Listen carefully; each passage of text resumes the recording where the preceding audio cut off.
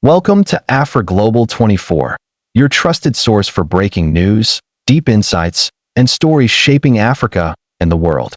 Stay informed, stay connected, and experience the news that matters. Right here, 24/7. For centuries, the idea of home for the African diaspora was split in two: a continent left behind and a nation built on its descendants' labor. But today, something extraordinary is unfolding. From Atlanta to Accra, Chicago to Cape Town, a quiet migration is taking shape. African Americans, doctors, artists, engineers, entrepreneurs, are packing up their lives in the United States and moving to Africa. They call it the Great Return. It's more than relocation. It's reclamation, a rediscovery of identity, opportunity, and belonging in a world that has long denied both. Every year, thousands of African Americans are making the journey back across the Atlantic. Some are answering a cultural call, a pull toward ancestral roots. Others are making practical decisions, driven by economics, safety, and dignity. But together, their movement is reshaping the global conversation about migration, power, and the meaning of home. The numbers are growing. Ghana's Year of Return in 2019 was the spark that reignited global awareness of this connection. The initiative invited the descendants of enslaved Africans to visit and invest in the land of their ancestors. In that single year, Ghana welcomed more than 1 million visitors, including tens of thousands of African Americans. The momentum didn't fade when the campaign ended. It accelerated. Now, similar initiatives have taken root across the continent.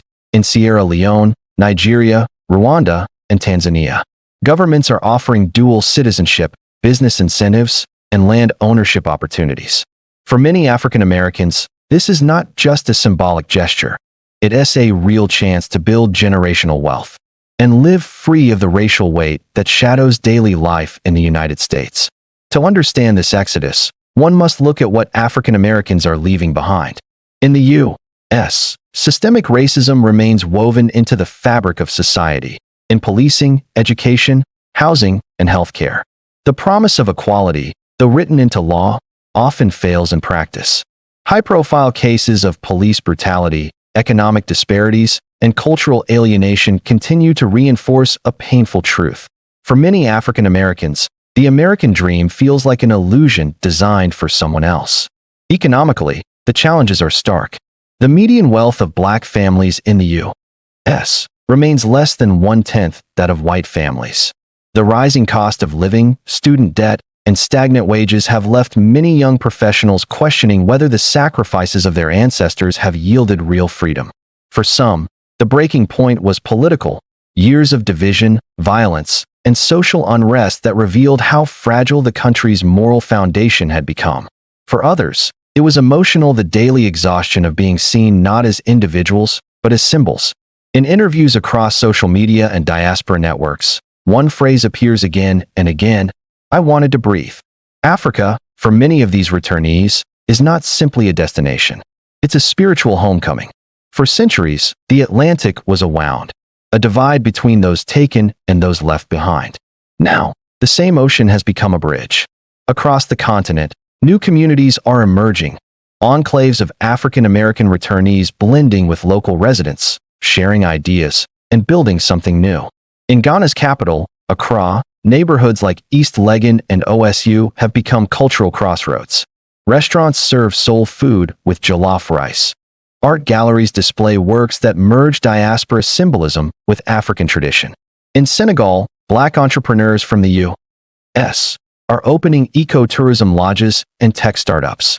In Rwanda, skilled professionals are joining the country's rapidly growing innovation economy. Many find that Africa offers something America could not: a sense of ownership, a chance to participate in shaping a society rather than fighting for permission to exist within one. The move isn't only emotional, it's strategic. Africa's economy is one of the fastest growing in the world. The continent is home to the youngest population on Earth, a rapidly expanding middle class, and emerging markets in technology, agriculture, and renewable energy. For diaspora entrepreneurs, this is a landscape of opportunity. In countries like Ghana, Kenya, and Rwanda, government programs encourage investment from the diaspora. African Americans are buying land, starting production companies, launching fintech apps, and developing real estate. They not waiting for Western validation. They rebuilding directly within Africa's markets. There's a deeper irony here. For decades, African Americans were told Africa was a place to escape. Poor, unstable, dangerous. Now, many see that narrative as a deliberate distortion. In reality, Africa is rising, while the Western economies that once exploited it face their own crises of debt and division. The returnees are not merely seeking refuge. They are seizing opportunity. They are reinvesting in a continent that the world once undervalued, and finding that Africa is the future. Yet, moving to Africa is not simple. It requires adaptation. For many African Americans, the journey back to Africa reveals both joy and challenge, a collision of expectation and reality. Cultural differences can be surprising. Bureaucracy can be slow. Infrastructure may not match Western standards, but what they gain often outweighs what they leave behind: community, peace of mind, and purpose. There's also a profound psychological healing in returning to the land of origin. Standing at the door of no return in Ghana's Cape Coast Castle, many visitors describe a wave of emotion, a mix of grief and pride. They see themselves not as victims of history, but as its survivors and inheritors. African Americans arriving in Africa are not strangers. They are family rediscovering a home they never knew they lost. The movement is not one-sided. African governments and citizens see the diaspora's return as a chance for collaboration and growth. The African Union has officially recognized the diaspora as the continent's sixth region. This isn't symbolic, it's strategic. Africa's global strength depends not only on resources, but on its people everywhere. The return of skilled professionals, investors, and thinkers from the diaspora accelerates Africa's integration into the global economy. In countries like Sierra Leone, special citizenship programs invite African Americans with proven ancestry to reclaim belonging through law and culture. Nigeria's Lagos is becoming a hub for African American creatives and entrepreneurs. Rwanda's Vision 2050 plan includes pathways for diaspora contribution in innovation and technology. These bridges are more than policies. They represent a healing process, a reconnection between the continent and its global children after centuries of separation. What's emerging is a new form of Pan-Africanism, not political in the old sense, but practical, economic, and cultural. The African American experience, rooted in struggle and resilience, now merges with Africa's youthful optimism. Together, they form a global identity that transcends national borders.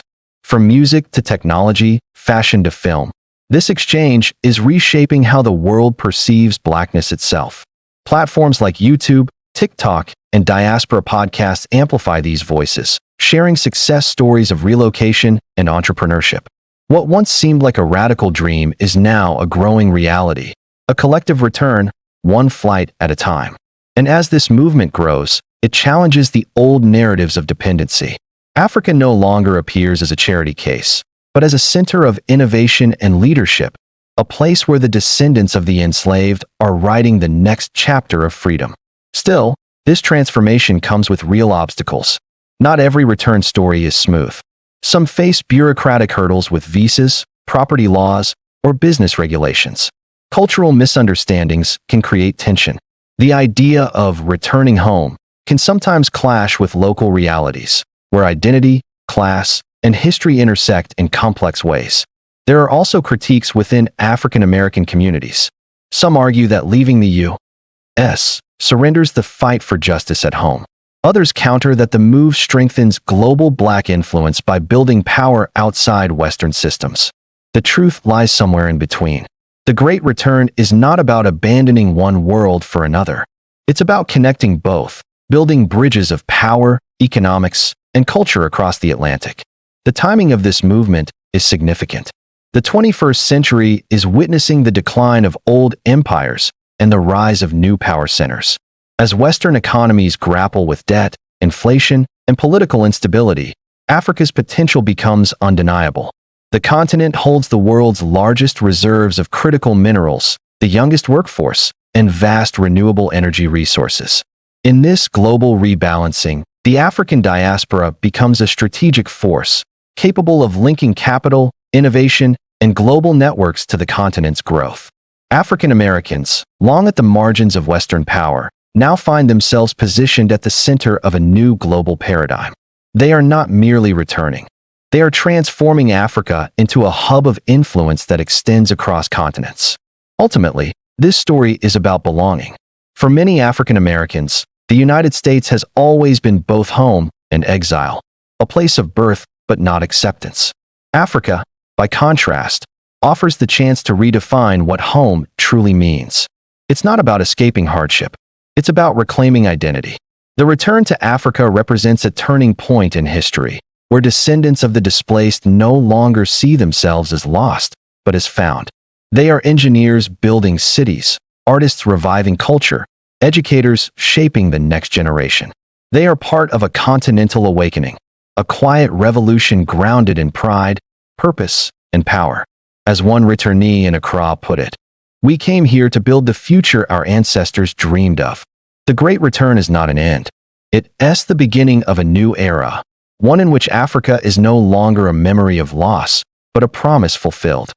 You've been watching Afro Global 24, your window into Africa and the world. If you found this video informative, don't forget to like, share, and subscribe to stay updated on the latest stories shaping our continent and beyond. Hit the notification bell so you never miss a report, and join the conversation in the comments below. Until next time, this is Afro Global 24, bringing Africa closer to the globe 24 hours a day.